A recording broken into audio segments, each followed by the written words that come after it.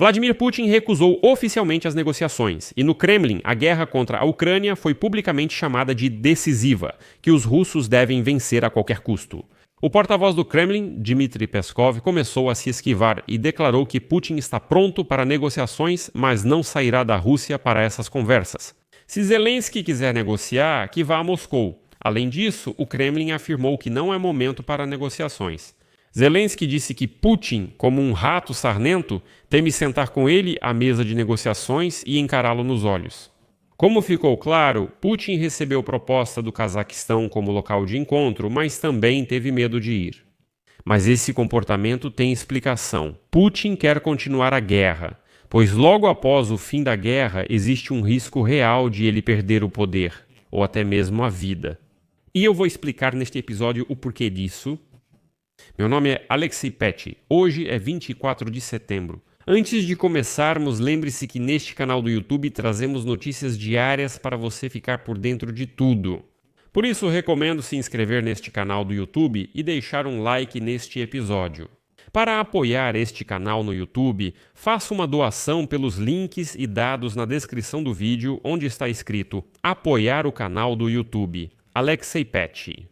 Escolha a forma que for mais conveniente para você. Ficarei grato por qualquer apoio. Então, hoje o Kremlin fez mais uma declaração sobre a guerra contra a Ucrânia.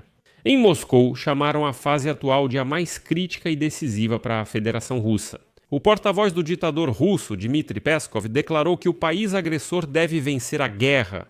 Ele retrata a guerra aos russos como uma luta pelo futuro, pelas crianças e netos, mesmo sem ninguém ter atacado o país deles.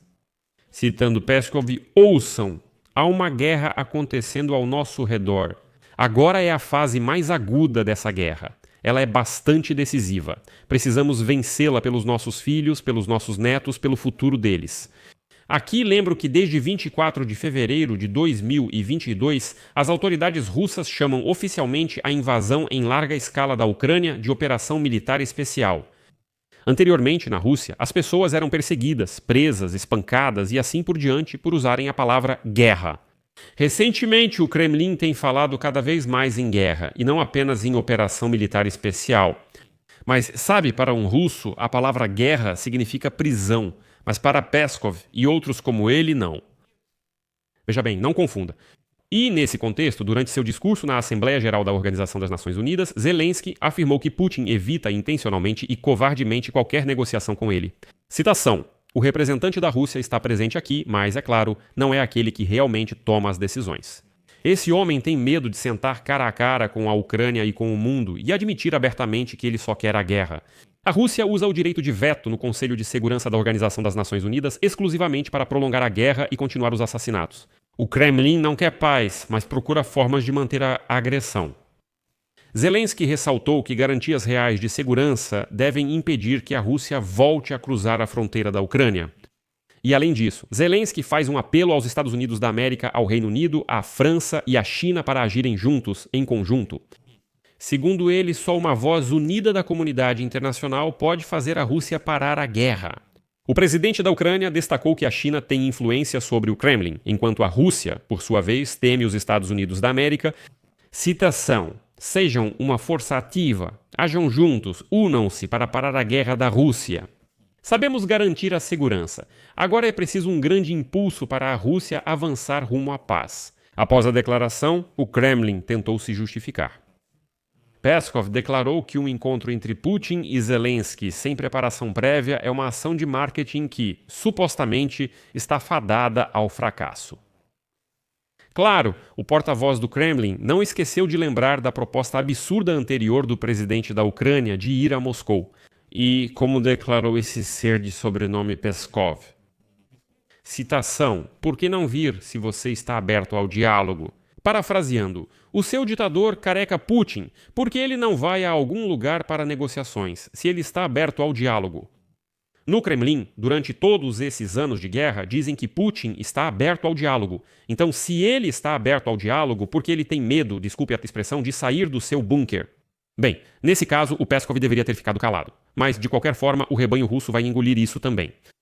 Descobriu-se que o ditador Vladimir Putin recebeu uma proposta para negociar no Cazaquistão fora da Europa. Isso foi confirmado pelo presidente desse país, Tokayev, mas Putin está tão assustado que teve medo até de ir para lá para as negociações.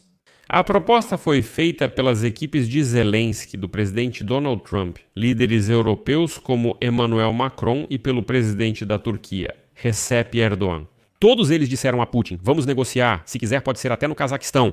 Após isso, Putin recebeu proposta de encontro com Zelensky na Turquia, Arábia Saudita, Catar, Europa e países neutros como Áustria ou Suíça.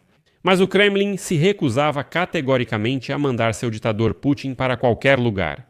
Então, Putin é simplesmente um covarde. Ele é apenas um medroso que se esconde em Moscou e late para o mundo inteiro de lá.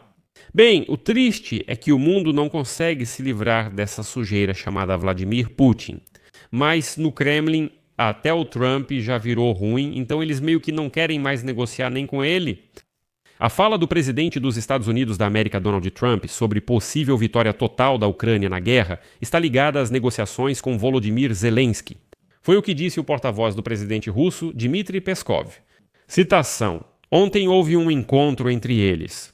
Claro, o Sr. Trump ouviu sobre o que está acontecendo na versão de Zelensky. E, ao que tudo indica, nesse momento essa versão foi o motivo da avaliação que ouvimos. Mas o principal o principal bêbado da Rússia e vice-chefe do Conselho de Segurança da Federação Russa, Dmytro Medvedev, declarou que Trump não é assim. Esse é o Zelensky, ele o deixou atordoado, e o Trump com certeza vai voltar em alguns dias. Mas, no final, quero acrescentar um pensamento importante sobre o ditador Putin.